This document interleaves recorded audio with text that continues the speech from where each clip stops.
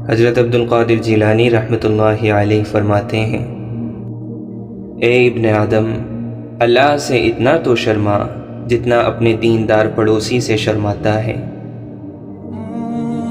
جب کوئی بندہ گناہ کرنے کے وقت اپنے گھر کے دروازوں کو بند کر لیتا ہے، پردے ڈال لیتا ہے اور مخلوق سے چھپ جاتا ہے اور خلوت میں خالق کی نافرمانی کرتا ہے، تو اللہ تعالی فرماتا ہے، اے ابن آدم، تو نے اپنی طرف سے دیکھنے والوں میں سب سے زیادہ مجھی کو کمتر سمجھا ہے کہ سب سے پردہ کرنا ضروری سمجھتا ہے اور مجھ سے مخلوق کے برابر بھی شرم نہیں کرتا۔ دنیا کی محبت سے خدا کو پہچاننے والی آنکھ اندھی رہتی ہے۔ وہ کیا ہی بد نصیب انسان ہے جس کے دل میں اللہ تعالی نے جانداروں پر رحم کرنے کی عادت پیدا نہیں کی۔ شکستہ قبروں پر غور کرو کہ کیسے کیسے حسینوں کی مٹی خراب ہو رہی ہے۔ جس عمل میں تجھے حلاوت نہ آئے، سمجھ کہ وہ عمل ہی تو نے نہیں کیا۔ اس وقت تک تیرا ایمان کامل نہیں جب تک زمین پر رہنے والے کسی ایک شخص کا خوف بھی تیرے دل میں موجود ہے۔ وہ رزق کی فراخی جس پر شکر نہ ہو اور وہ رزق کی تنگی جس پر صبر نہ ہو فتنہ بن جاتی ہے۔ تیرا کلام بتا دے گا کہ تیرے دل میں کیا ہے۔ دنیا دار دنیا کے پیچھے دوڑتے ہیں اور دنیا اللہ والوں کے پیچھے۔ مومن کے لیے دنیا محنت کا اور آخرت راحت کا گھر ہے۔ بدگمانی تمام فائدوں کو بند کر دیتی ہے۔ خدا کے دشمنوں کو راضی کرنا عقل و دانش سے دور ہے۔ اگر صبر نہ ہو تو تنگ دستی یا بیماری وغیرہ ایک عذاب ہے، اور اگر صبر ہو تو کرامت اور عزت ہے۔ جس نے مخلوق سے کچھ مانگا وہ خالق کے دروازے سے اندھا ہے۔ تیری جوانی تجھ کو دھوکہ نہ دے، یہ عنقریب تجھ سے لے لی جائے گی۔ جس کا انجام موت ہے اس کے لیے کون سی خوشی ہے۔ تو تکبر سے نہیں بلکہ تواضع سے بڑا ہوگا۔ موت کو یاد رکھنا نفس کی تمام بیماریوں کی دوا ہے۔ نامحرم عورتوں اور لڑکوں کے پاس بیٹھنا اور پھر یوں کہنا کہ مجھے ان کی طرف مطلق توجہ نہیں، جھوٹ ہے۔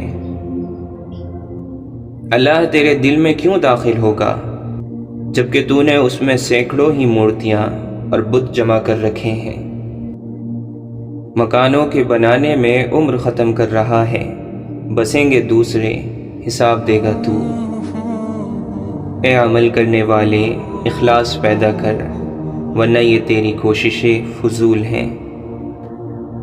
اگر تو نے اللہ بھی بلند آواز سے کہا تو اس کی بھی تجھ سے باز پرس ہوگی کہ اخلاص سے کہا ہے یا ریا سے۔ جب ذکر دل میں جگہ پکڑ جاتا ہے تو بندے کا اللہ تعالی کو یاد رکھنا دائمی بن جاتا ہے، اگرچہ زبان بند رہے۔ آخرت کو دنیا پر مقدم کر، دونوں میں فائدہ حاصل کرے گا، اور جب تو نے دنیا کو آخرت پر مقدم کیا تو پھر دونوں میں نقصان اٹھائے گا۔ جو شخص اپنے نفس کا اچھی طرح سے معلم نہیں ہو سکتا، دوسروں کا کس طرح سے ہوگا۔ مومن جس قدر بوڑھا ہوتا ہے اس کا ایمان طاقتور ہوتا ہے۔ حضرت سفیان ثوری رحمۃ اللہ علیہ فرماتے ہیں، میرا جو عمل نیک ظاہر ہو جائے میں اس عمل کو شمار نہیں کرتا، کیونکہ جب لوگ دیکھ لیں تو ہمارے جیسوں سے اخلاص نہیں ہو سکتا۔ تمہارے لیے بہترین دولت وہ ہے جو تمہارے قبضے میں نہیں ہے، اور قبضے میں آئی ہوئی بہترین وہ ہے جو تمہارے ہاتھ سے نکل گئی ہے۔ حضرت جنید بغدادی رحمۃ اللہ علیہ فرماتے ہیں، اخلاص بندے اور رب کے درمیان ایک راز ہے جسے نہ تو فرشتہ جان سکتا ہے کہ لکھ لے، اور نہ شیطان کہ اسے خراب کر سکے، اور نہ خواہش نفس کہ اسے اپنی طرف مائل کر سکے۔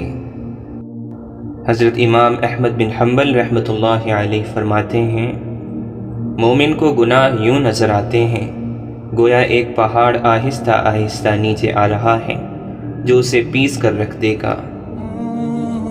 نظر اس وقت تک پاک رہتی ہے جب تک جھکی رہے۔ دشمن سے ہمیشہ بچو، لیکن دوست سے اس وقت جب وہ تمہاری تعریف کرنے لگے۔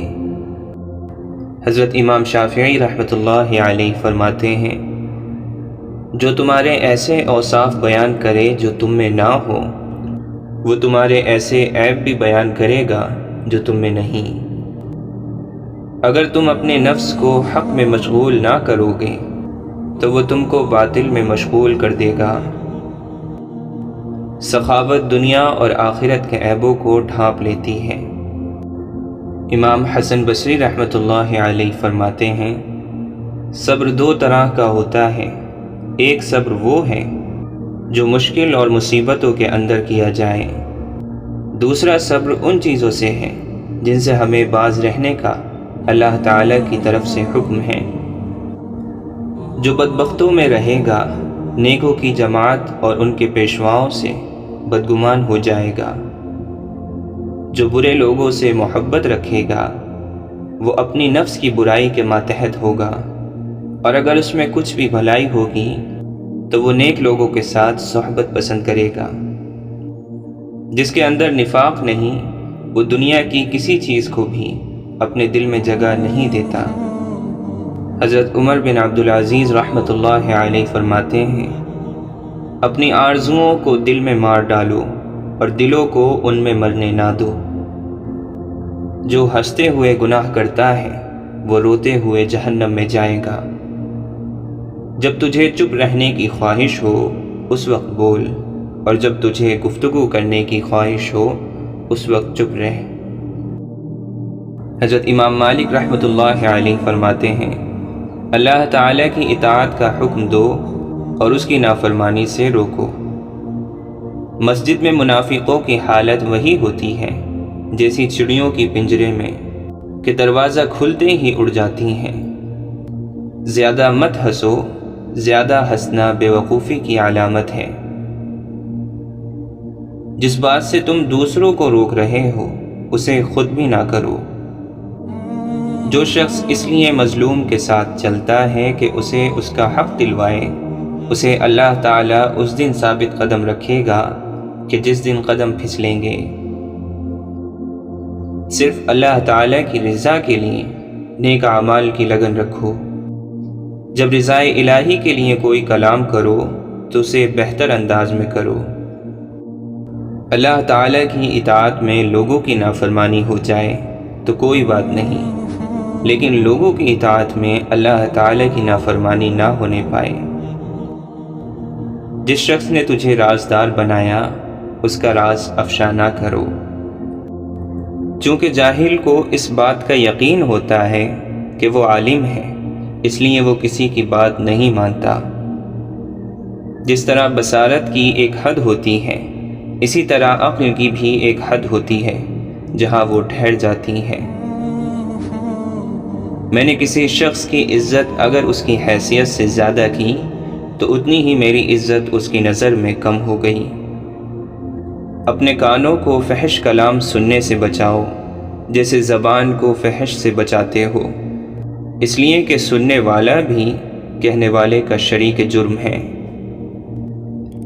اگر چاہتے ہو کہ اللہ تعالیٰ تمہارا دل روشن فرما دے تو غیر ضروری گفتگو سے بچو، گناہوں سے دور رہو، اور کوئی نہ کوئی ایسا نیک عمل ضرور کیا کرو جس کا علم خدا کے علاوہ کسی کو نہ ہو۔